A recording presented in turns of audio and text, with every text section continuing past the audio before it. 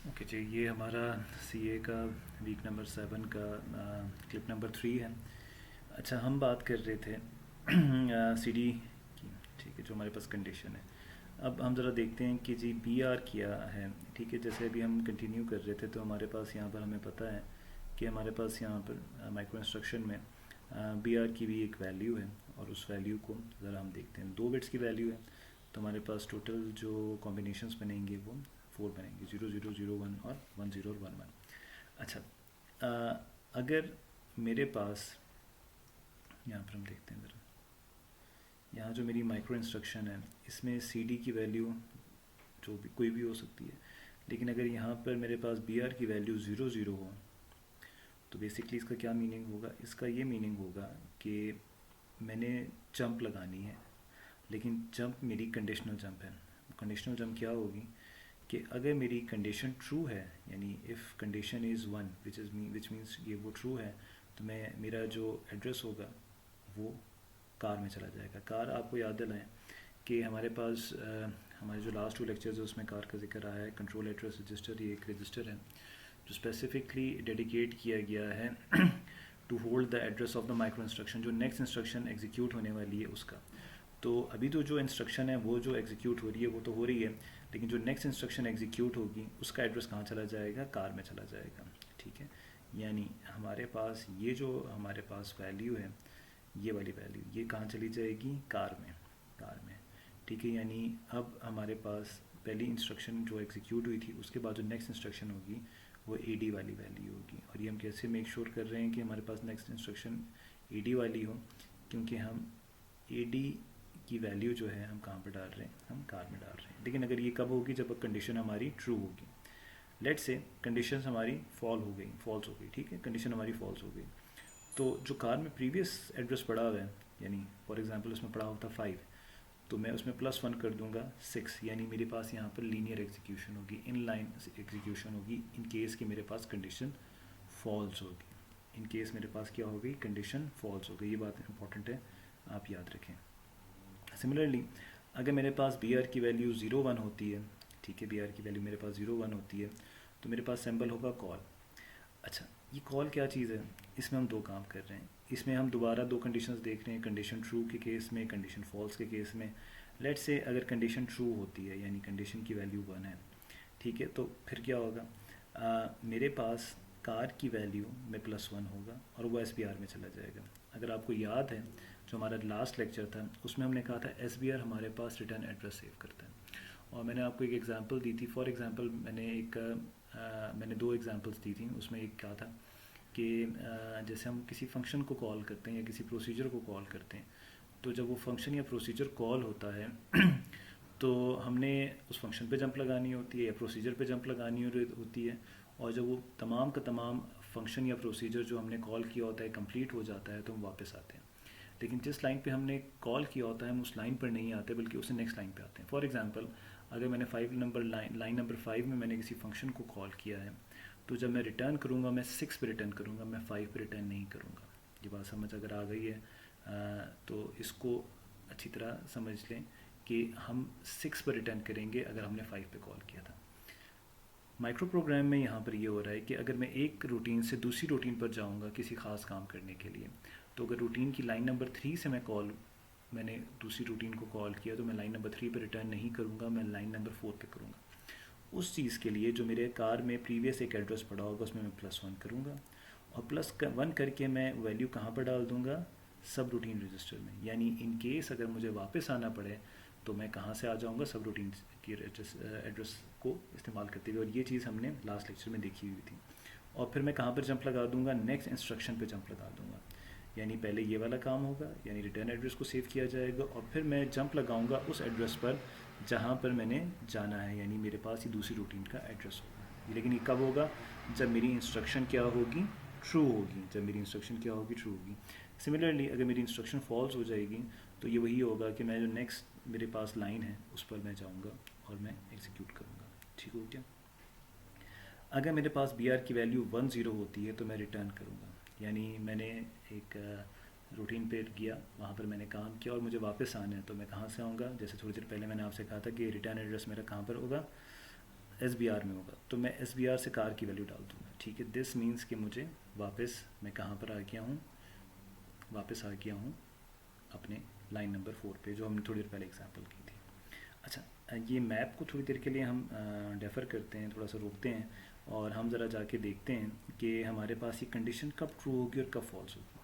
अभी थोड़ी देर पहले हमने क्लिप नंबर 2 में देखा था कि हमारे पास कंडीशंस हैं CD की कुछ वैल्यूज़ हैं।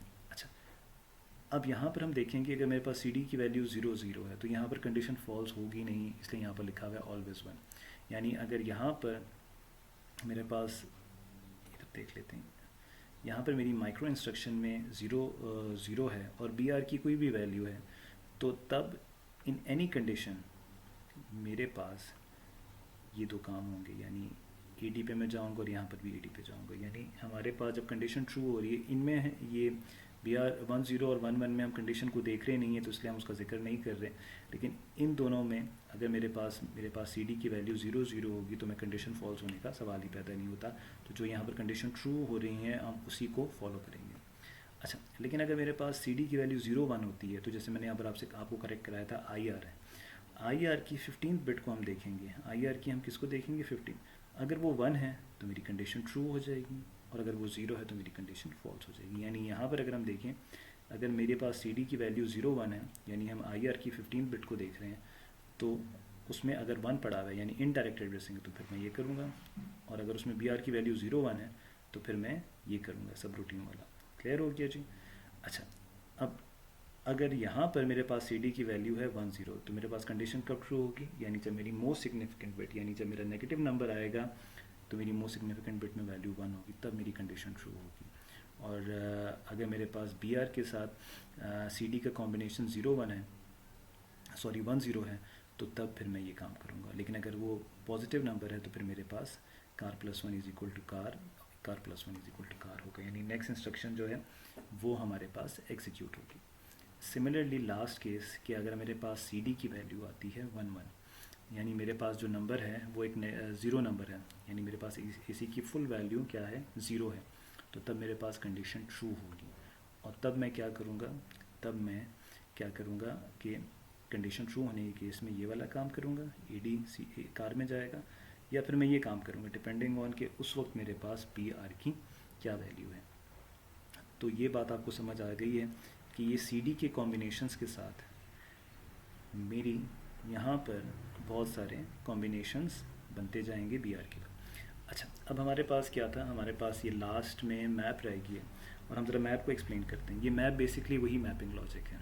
मैप हमारे पास क्या है, वही मैपिंग लॉजिक है जो हमने लास्ट लेक्चर में देखी थी, जहाँ पर हम क्या करते हैं, आपको मैं याद दिला दूँ कि हम ये करते हैं कि हमारे पास इंस्ट्रक्शन से ऑप कोड आता है, और उस ऑप कोड के हम लेफ़्ट साइड पे 1 0 लगाते थे और राइट साइड पे 2 0 लगाते थे, तो हमारे पास एड्रेस बन जाता है। और हमने ये कहा था कि हमारे पास ऑप कोड्स भी हमने बनाए हैं, और हमारे पास जो रूटीन्स के एड्रेसेस हैं वो भी हमने बनाए हैं, क्योंकि हमने ये कहा था लास्ट लेक्चर में, ये हमने डिस्कस किया था कि हमारे पास जो स्टार्टिंग एड्रेस होता है किसी भी रूटीन का, it comes from the op code से पता चलता है। फॉर एग्जांपल, अगर मैं एक लॉजिक डिफाइन करता हूँ ऐड करने की, ठीक है, तो वो ऐड करने की जो लॉजिक होती है वो कहाँ पर कंट्रोल यूनिट में डिफाइन हुई हुई है, वो उसके ऑप कोड में होती है। तो मैं ऑप कोड से उसकी रूटीन पे, कंट्रोल यूनिट प्रोग्राम के रूटीन पर जाऊँगा। तो यानी हमने लास्ट, दोबारा आपको याद दिला रहा हूँ कि ये लास्ट लेक्चर में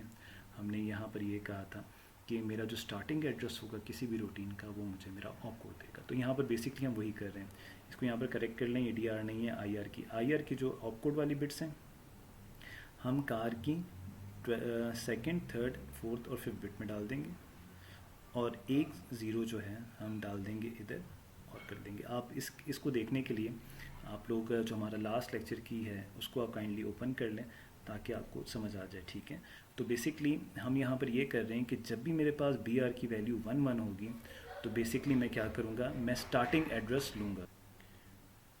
तो हम यहाँ पर मैपिंग कर रहे हैं। तो अगर आप यहाँ पर गौर से देखें, BR 1 1 जो है हमारे पास क्या कर रहा है, हमें स्टार्टिंग एड्रेस दे रहा है।